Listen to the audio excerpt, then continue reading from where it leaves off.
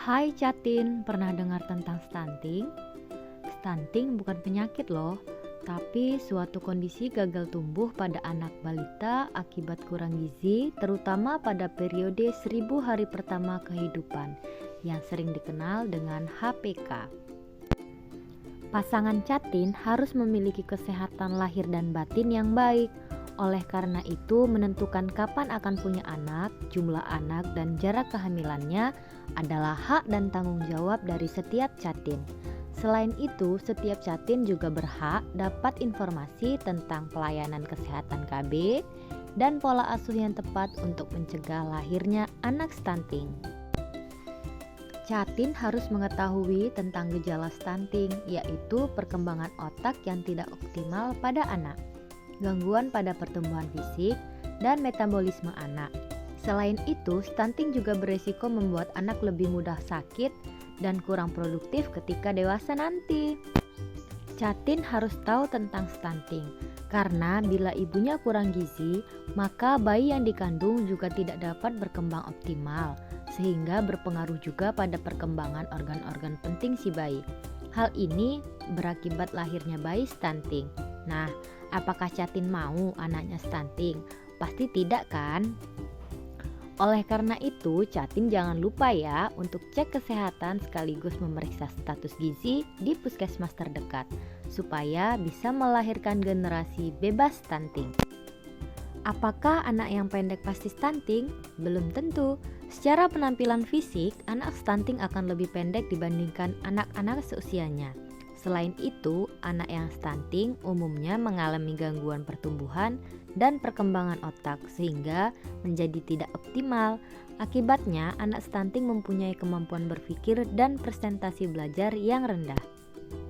Banyak faktor yang menyebabkan stunting, di antaranya kekurangan gizi pada sebelum maupun saat kehamilan.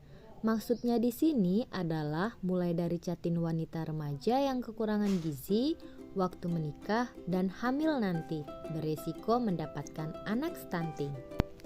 Siapa saja Catin yang beresiko melahirkan anak stunting?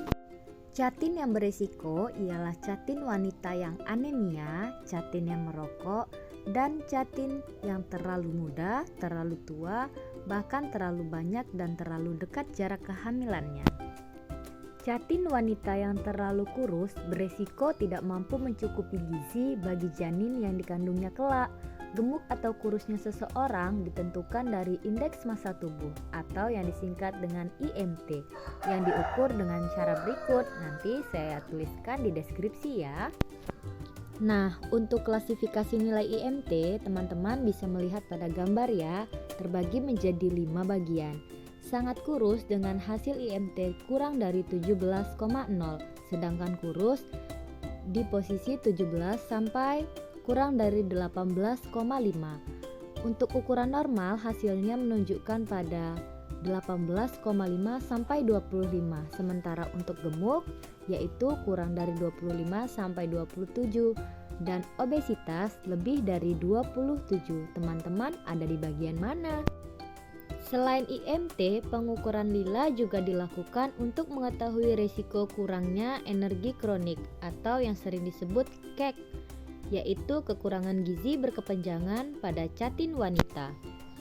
Untuk nilainya, teman-teman bisa lihat pada gambar ya, terbagi menjadi 3 bagian sesuai faktor usia.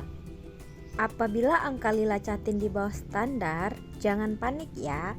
Catin dapat berkonsultasi dengan tenaga kesehatan untuk mengetahui bagaimana cara memperbaiki status lila dan IMT. Biasanya, tenaga kesehatan juga bisa memberi tips dan info terkait pola makanan bergizi seimbang dan kebiasaan-kebiasaan yang baik dilakukan Catin secara rutin. Yuk semangat menjalankan gaya hidup sehat.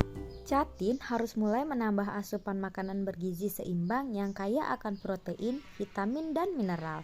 Makanan sumber protein adalah telur, ayam, ikan, daging, tahu, dan berbagai jenis kacang-kacangan untuk protein nabati.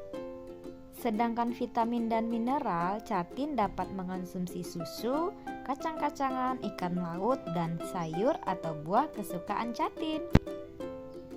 Catin harus tahu, anemia itu tidak sama dengan darah rendah ya. Jatin wanita yang anemia harus mendapatkan penanganan kesehatan dan gizi hingga mencapai normal dan dianjurkan menunda kehamilan dengan menggunakan alat kontrasepsi. Jatin wanita yang anemia umumnya akan cepat mengalami 5L, lelah, letih, lesu, lemah, dan lunglai. Cukup mudah loh untuk mencegah jatin dari anemia. Yang pertama, makan makanan sumber protein seperti telur, ayam, ikan, dan daging. Kedua, makan makanan sumber zat besi. Biasanya ada pada sayur-sayuran yang berwarna hijau seperti kangkung, bayam, dan kacang panjang. Nah, yang ketiga, minum tablet tambah darah secara rutin. 1 tablet per minggu sebelum hamil dan 1 tablet per hari selama kehamilan. Sekian dulu bahasan kita tentang stunting dan cara mengatasinya. Jangan lupa like, subscribe, dan tonton video yang lainnya ya. Bye-bye.